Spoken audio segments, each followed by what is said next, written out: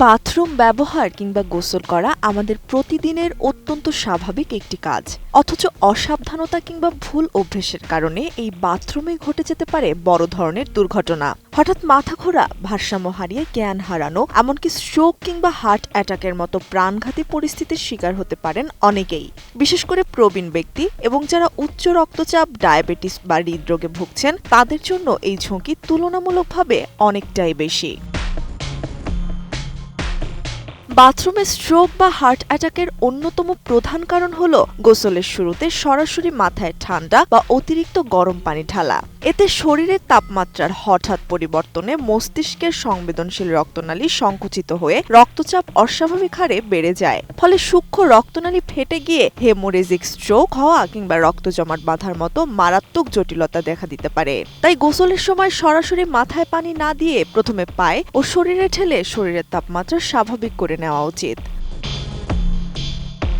আমি বুঝি নির্মাণের শিল্প, সালাম স্টিল বোঝে ডিউরেবিলিটি। সালাম স্টিল, মোস্ট ডিউরেবল স্টিল। এছাড়া দীর্ঘক্ষণ কমোডে বসে থাকার পর হঠাৎ দ্রুত উঠে দাঁড়ালে রক্তচাপ সাময়িকভাবে কমে গিয়ে অর্থোস্ট্যাটিক হাইপোটেনশন হতে পারে, যা থেকে মাথা ঘুরে পড়ে যাওয়ার ঝুঁকি থাকে।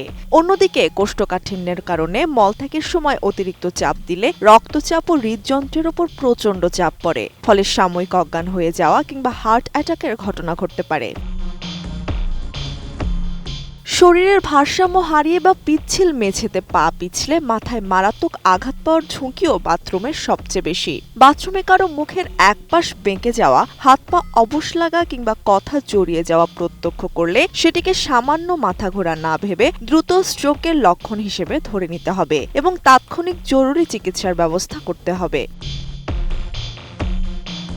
এ ধরনের অঘটন এড়াতে বাথরুমের মেঝে সবসময় শুকনো ও পরিষ্কার রাখা, অ্যান্টিস্লিপ ম্যাট ব্যবহার করা এবং প্রবীণদের চলাচলের সুবিধার্থে বাথরুমে সাপোর্ট বার বা হাতল বসানো উচিত। পাশাপাশি বাথরুমে ঢুকলে ভেতর থেকে শক্ত করে লক না করা এবং অতিরিক্ত ঠান্ডা পানি এড়িয়ে সহনীয় তাপমাত্রার পানি দিয়ে ধীরে ধীরে গোসল সম্পন্ন করার পরামর্শ দিচ্ছেন চিকিৎসকরা। ত্রিবেণী তনু, ATN নিউজ।